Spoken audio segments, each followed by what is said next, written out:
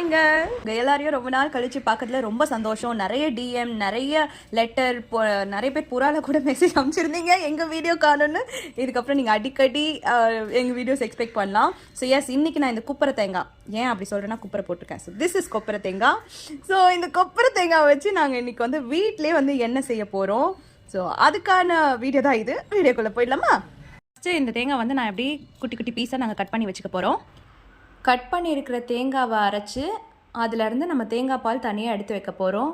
அதை காய்ச்சி தான் நம்ம தேங்காய் எண்ணெயை செய்ய போகிறோம். நான் கொஞ்சம் பால் வீட்டில் எடுத்து ஊற்றி வச்சுருக்கேன்.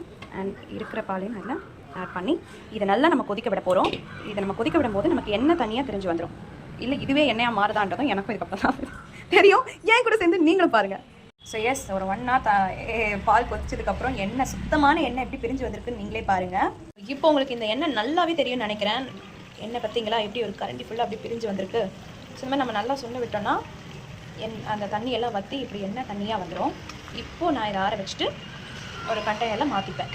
பார்த்தீங்கன்னா இருக்கிற எண்ணெயை நம்ம எப்படி பிரித்து எடுக்கணுன்றத பார்த்துட்ருக்கீங்க. நல்லா சுத்தமான வீட்டிலேயே செஞ்ச தேங்காய் எண்ணெய் ரெடி.